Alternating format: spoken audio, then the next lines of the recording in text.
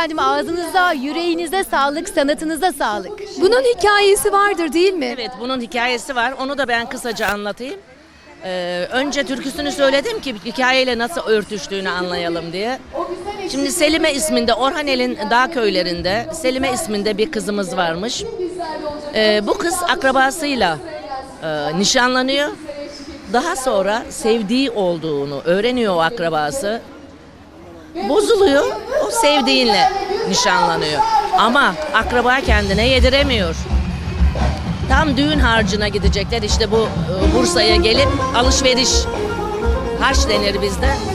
Gelin kızımız da evde eski o gaz ocaklarında yemek yapıyor.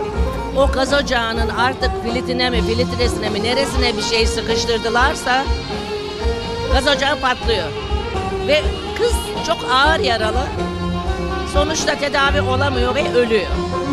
Ve bu türküyü de hastanede yatarken kendisi biraz 3-4 kuple yakıyor. Ondan sonra da kalanını halası devam ediyor. Ve bu türkü yıllardır böylece gelip geçiyor.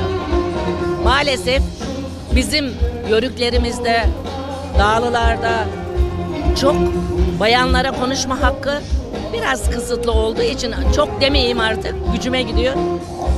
İnsanlar durumlarını, sevinçlerini, üzüntülerini türkülerle, giysilerle anlatmışlar.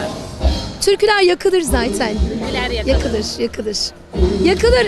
O yakılan türküler de insanları yürekten yakar değil mi Aynen efendim? öyle. Çok güzel benim içimi anlattınız.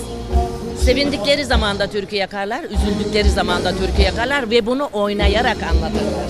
Siz de hem bu güzel türkünüzle hem de bu hikayenizle içimizi yaktınız. Bir kez daha ağzınıza, yüreğinize sağlık. Çok teşekkürler. Bu iki sunucunun birden benimle birlikte olması bana dünyaları verdi. Çok teşekkür teşekkür ediyoruz. ederiz. Yolunuz açık olsun. Türküleriniz daim olsun efendim. Sağ olun.